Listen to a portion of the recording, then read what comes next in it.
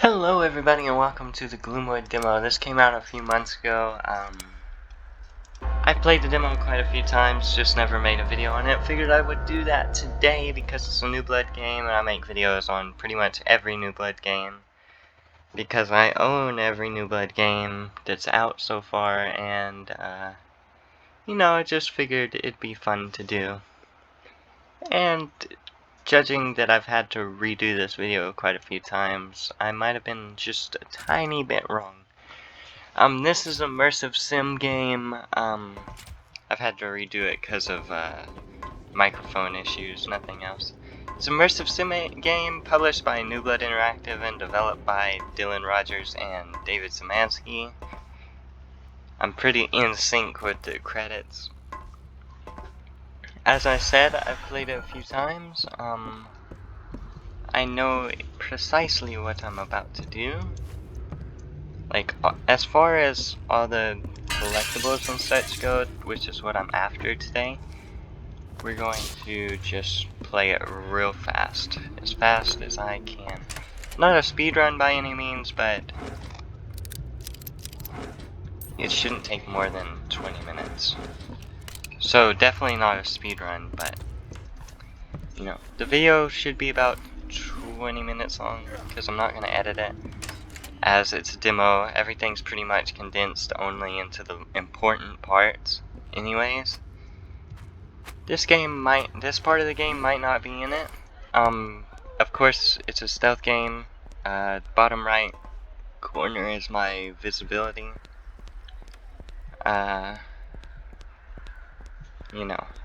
So you saw we got a pistol. This is our melee weapon. That door is locked. It's for later. We have a cane sword. There's like 10 blocks of cheese in total in the demo, but that's not important knowledge. Reloading animations go one bullet at a time. You can hold R to check your chamber, much like Condemned Criminal Origins does with its guns, which you also use sparingly in that game. I'm talking really fast. I feel like this is a zero punctuation review. Okay, we save at these things, and we sneak around those things, or kill them.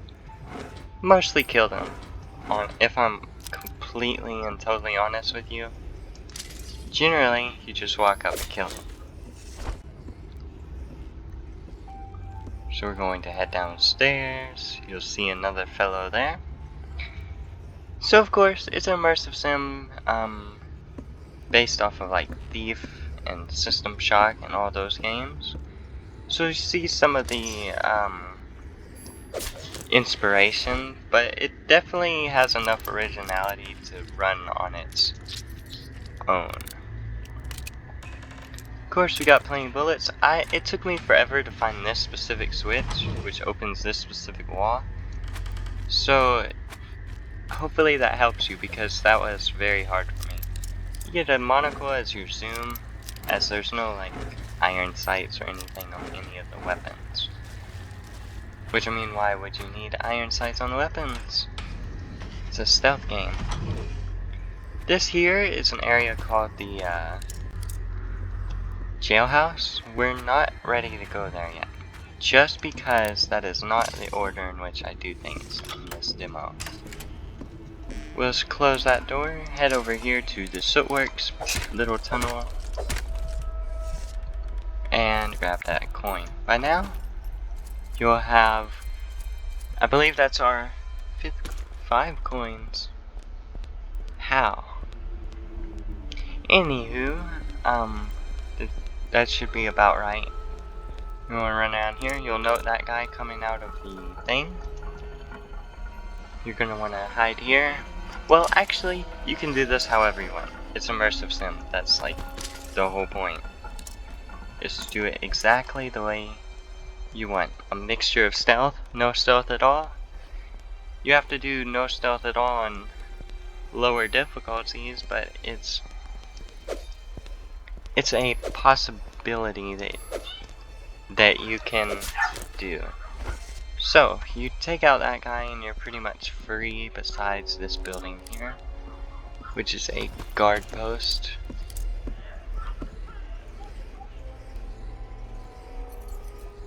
He won't notice if you steal that key through the grate. You're gonna wanna open the doors quietly also by holding F instead of slamming them open as I did. There's a armory here, which you get your third weapon, which is one of 3 weapons in the whole game right now. The folding shotgun, based off of the real, like, 1847 Burgess folding shotgun, which I totally seen that on Twitter. I don't just know these things. I just found that it was interesting that it's actually based off of a totally real shotgun that can fold up and fit in a bag. So this fellow here, stab him. He's good. You can read the notes on your own time, play the demo yourself. You can lean up against the door in here. Because there's a lot of directional sound, it being a stealth game, that's very useful if you're good at discerning the areas. These open the areas we need to get to, that being the docks and the jailhouse.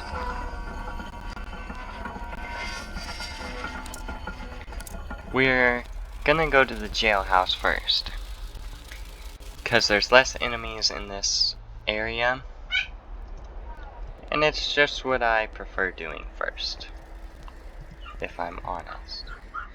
This fellow here, if you just wait a second, he'll turn around and go the other way and you can kind of just follow him. As long as you're not running, he won't notice you, and you can just wait till you get close enough and stab him. He's one issue to deal with later. This building here, we can't get in yet. Like I said for the other building earlier, it's for later. So here we are at the jailhouse. As I said, this was also for later earlier, but now it's for now. As you see, that's the wall that opened up earlier.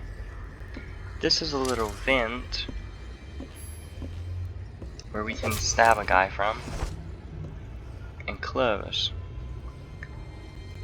Now, his fellow will be walking by and notice the dead body and probably come into this room here. Sometimes he gets stuck in the door though.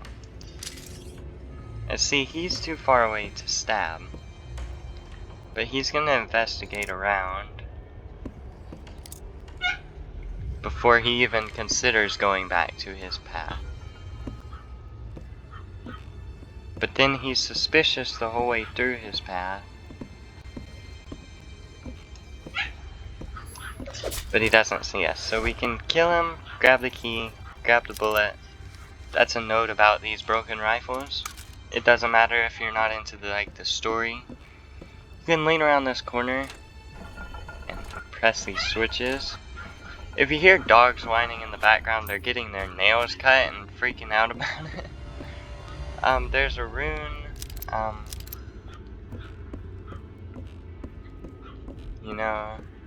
You can go in this room. It's not all that important. It's just another toilet, which we can throw someone in for a feature that I will show you later. Grab that. That's health.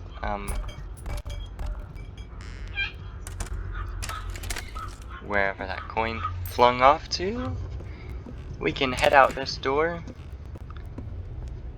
head over here to this, which says Warden Court, which is where we got the sword cane, which is super freaking cool.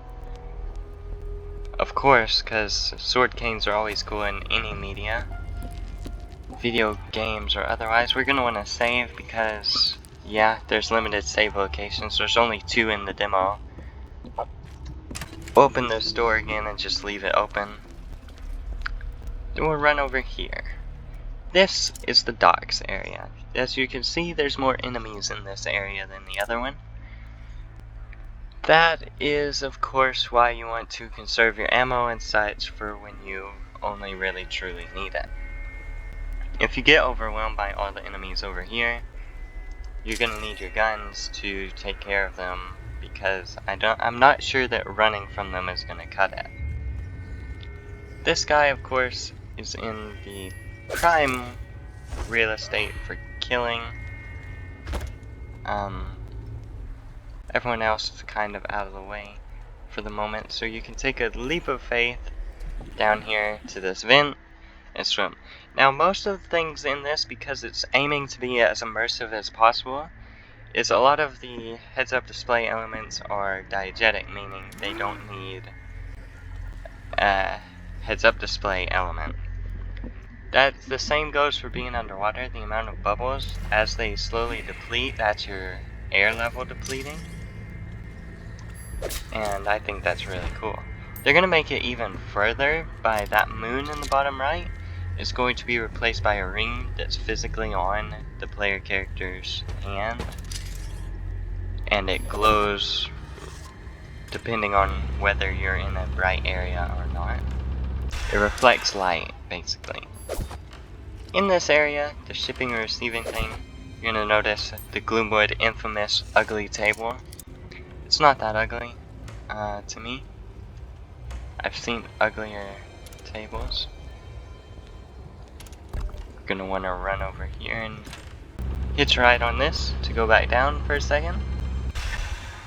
The infamous ugly table, as it's called, is because Dave, the producer, and, not David Zemansky, but Dave Oshry, is, he just doesn't like the table.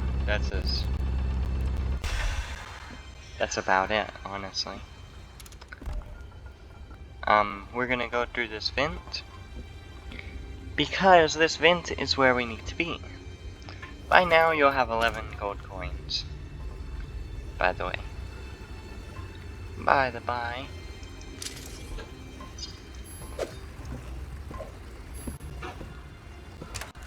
I like how he didn't see me, because we were in full visibility there. But that's fine. It just means we don't have to kill him. So, that switch we just flipped was the cistern entry, which if you'd read the notes, you would know that,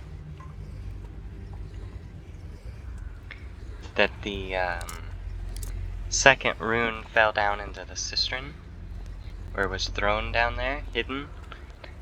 And they have the cistern closed off because of monsters.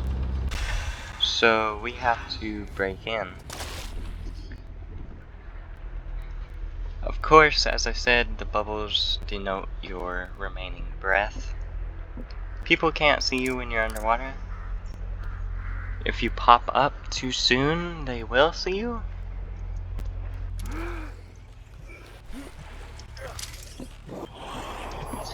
I alerted him.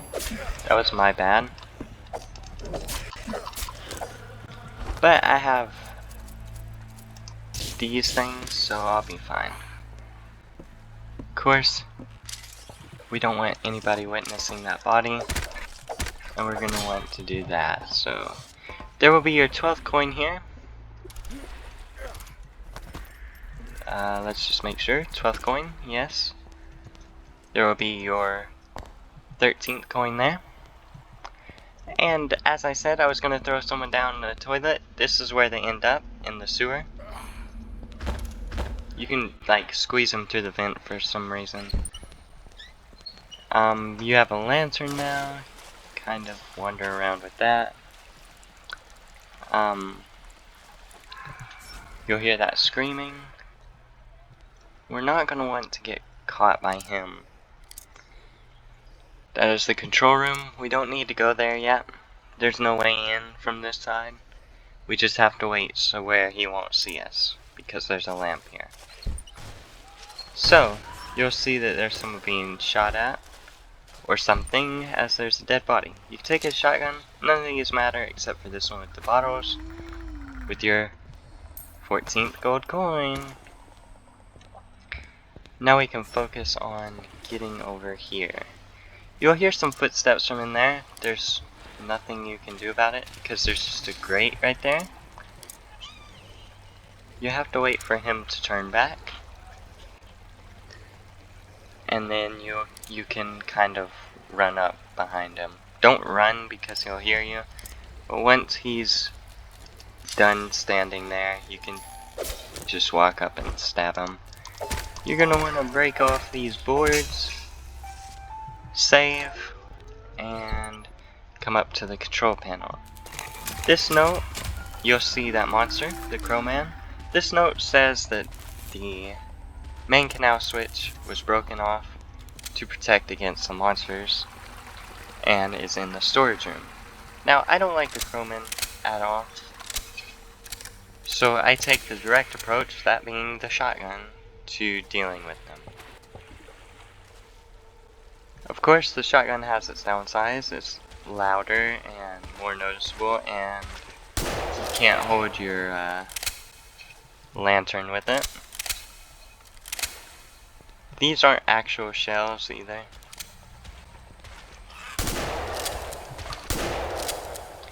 But yeah, here's the storage room. This is the room we needed. You'll find another health thing, 2 more shotgun shells if you're playing on the same difficulty as I am, and the handle for the switch you need. You can reload the shotgun, you can holster it for the time being, and wander off back over here. As you see, as I said before, it's just a grate, so you're good. Hit this, no more monsters will come out, I promise. And we'll just wander around over here towards the main canal tunnel, and you're gonna have to trust me because you have to jump off there. As you see, there's a ladder, but you might not notice that on your first playthrough if you hadn't watched this video, because I certainly did not. So you're gonna want to wander up into this little area. It's a very cute little, like, I guess cute isn't the word, but it's a very cool little tunnel. And you'll have 15th coin. Now, this, you can put all 15 coins in, because that's what they're for.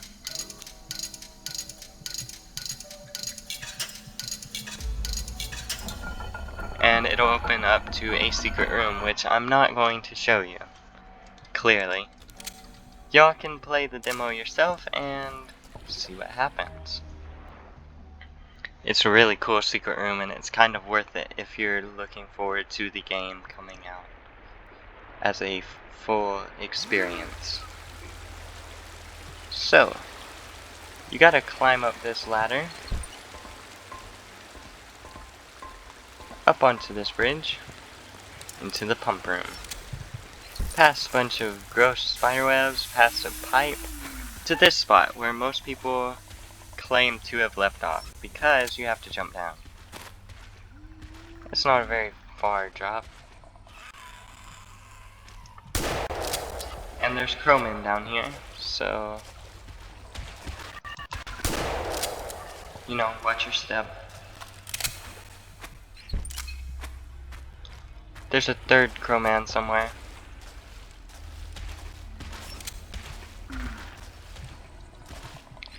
I just don't know where he went. Honestly. Oh, where is he? There he is. So I almost died, but you get the picture. On this difficulty, there's only 3. I think on the higher difficulties, there's a lot more of those down here. But I don't like doing this section stealthily because once you grab that rune, which is the only thing down here that you need, you hit this elevator switch. The elevator comes down, obviously. But then it rings a bell, which you'll hear here in a second, that pretty much alerts everything around you. Of course, if you're